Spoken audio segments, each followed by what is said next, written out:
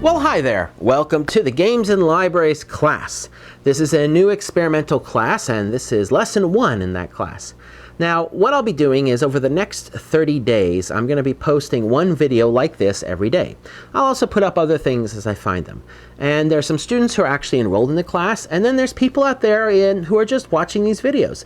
And either group is fine. You're welcome to watch these videos and understand the basics of gaming and libraries. Students who are enrolled in the class will have access to a back channel of discussion about the class. They'll be doing some assignments, they'll be doing some readings, but they'll also be required to post some video responses to what I'm saying here. So throughout this, you're going to see some of the students actually posting some videos, and I would encourage you to get engaged as well. If there's something that interests you or you want to do a video response to something I'm saying, do it. That's part of what we're trying to do here with this YouTube class. This came out of the idea of trying to move forward online education. At Syracuse, we do asynchronous online education, which means that you don't have to be online at the same time the instructor is. Other programs do synchronous education, where you meet at the same time, but we like to give students the flexibility in their schedule to engage with the class when they'd like to. So this is an attempt to do an asynchronous video production, where you're going to see these videos, you'll be able to respond to it, and then what'll be interesting is this is going to live on. And so if you're watching this well after June 2009, well then welcome. A lot of the stuff here is still going to be useful to you, and you can watch all the videos in order. You don't have to wait every day for the suspenseful conclusion of the Games and Libraries class. Now, there's a few websites you'll want to take a look at. The biggest one is gamelab.syr.edu. That is the website for the Syracuse University Game Lab, and that is where I have a lot of publications and things that I've written about what's going on. Another fantastic resource is the Library Gaming Toolkit, put out by the ALA and funded by the Verizon Foundation and thinkfinity.org. You can find this at librarygamingtoolkit.org, and I'll be referring to it more throughout the class. Now, the website for the class is listed below. This is a blog, and so if you're engaged with the class while we're doing it right now in June, you could sign up for this as an RSS feed, and that'll get you all the videos rather than you having to come back here to YouTube. There's also a YouTube playlist, which is listed below, and that will take you to the videos in YouTube. So you've got a number of ways that you can find these videos. Now, what's going to go on in the class? Well, throughout the next 30 videos, I'm going to be talking about the basics of gaming and the wide variety of game types that are out there. I'm going to be talking about why libraries are using gaming, and that'll come from some of the studies I've been doing over the last few years. I'm going to be talking about the concept of the gaming experience, and most of the latter half of this class is going to focus on gaming as a program in the library as compared to gaming as a collection, and I'll talk about why later on.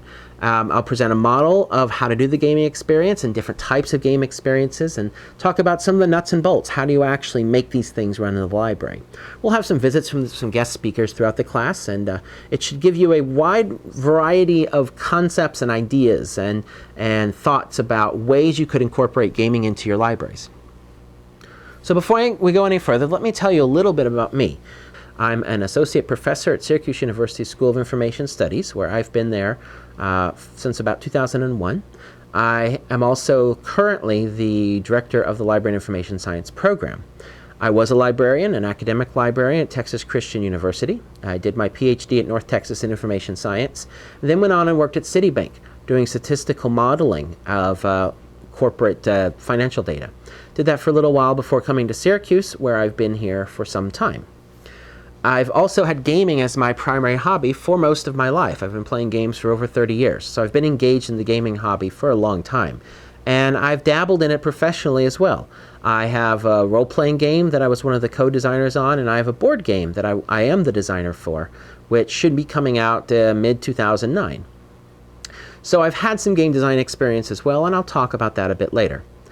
I've played all types of games, and I actually do the Board Games with Scott video series, and at that site, boardgameswithscott.com, you can see well over 50 videos where I explain how to play different board games. Now, I'm sure I'll be talking about Board Games with Scott as time goes on, but if you want to learn about a wide variety of board games, head over to Board Games with Scott. I also host a monthly podcast, and at that podcast, I invite people who are out there in the field and doing gaming in their libraries to come and talk about what they're doing. So you'll find it's a bit of a variety show. Each month is different segments where people talking about what's going on with gaming in libraries. I'm also one of the voices on the On Board Games podcast, which is a podcast about board games, and I engage with them during the roundtable portion of that show. So I've been involved with this sort of media for some time. I have a video blog out there called Scott Stuff, which is on YouTube over at S. Nicholson. And there I do board game reviews and travel discussion, and that's more of my personal life. I'm on Twitter as S. Nicholson. You can find me there. And probably the easiest way to keep up with what I'm up to. So I'm pretty engaged. If you want to write me email, but the best way to reach me is scott@scottnicholson.com. That's the best way to reach out as the class goes on with questions or things like that. I also run the Library Game Lab of Syracuse. Now, this lab is designed to study the intersection between games and libraries. So for the last several years, I've been looking at and understanding how gaming is used in libraries. I've done a few studies. One has been a survey of public libraries chosen at random where we called them and talked about how they supported gaming. I've been doing an annual census where I ask libraries to tell us about gaming projects that they do. I've also been engaged with developing assessment tools to help libraries assess their gaming. The other thing that we do is we have a portable game lab that we take around from library function to library function to help librarians feel comfortable with the variety of game types. And so with this game lab, I go out with some of my students and we set up for library conferences and that sort of thing, and let people get their hands dirty, try out a Wii, try out Rock Band, try out a number of these board games, and figure out what's going to work well for their library. That funding comes from Gaylord for that Library Game Lab project, which is great. This class, by the way, is funded by the Kaufman Initiative Project. And so the Kaufman project, which is out of Syracuse, is designed for people to think entrepreneurial about what they're doing, to think in entrepreneurial ways. And so what's going on here, as I talk about gaming, I'm also going to reference that occasionally in the concept of entrepreneurship, that the idea is that you're going to do more with less, that you're going to try and bring more people into your library to engage them with what the stuff is you already have by just adding a few new programs. Encouraging entrepreneurial thinking is what Kaufman is trying to do with this funding, and they are the ones that are funding all the equipment and everything to enable me to do this class and to give away this content for free. So we're very appreciative of that, and hopefully that money will benefit many of you in setting up gaming programs in your library. So I think that gives you a broad introduction of me and why I'm doing this and what I'm up to. I guess why I'm doing this. I am doing this and I'm giving this stuff away for free because, you know, I could be charging for this stuff, and I do. Actually, I speak at events, so you can contact me about that. But there are a lot of expensive mistakes that you can make when you're getting into gaming. And the marketing of games sets it up so that it's very easy to lure you into these expensive games.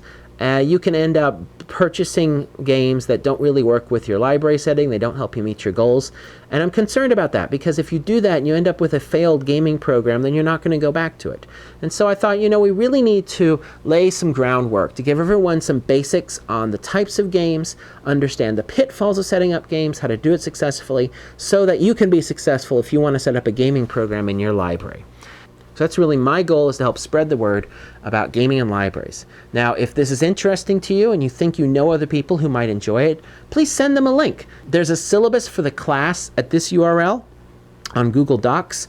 And again, if you're not enrolled in the class, then you're not going to be able to access the online course structure back channel where we're talking about the class, but you can still engage with these videos and enjoy all of the lectures I'm presenting this way. And you're welcome to do so, and hopefully it'll help you succeed with gaming in libraries. So that brings us to the end of this introductory video. This should give you an idea of what you're going to see. Each day I'm going to take one topic and talk about that topic, so that by the end of the 30 videos, you'll have a good basic idea of a lot of the basic concepts of gaming. Now, the discussion for this class is going to take place in ALA Connect, which is kind of like Facebook for the ALA. You can sign up for this. Anyone can. It's open to everyone, at least this course area is. What you're going to do is sign up for the course at the URL below. You'll then be able to go into the discussions area, which is here. And in the discussions area, there's going to be one discussion thread for each session of the course. So if you want to talk about a particular episode that you saw, go to the session number for that episode, and you can ask questions and talk about and provide your thoughts. And I really encourage you to do this. So with that, I think I will leave you, and I will see you all tomorrow. Take care. Bye-bye.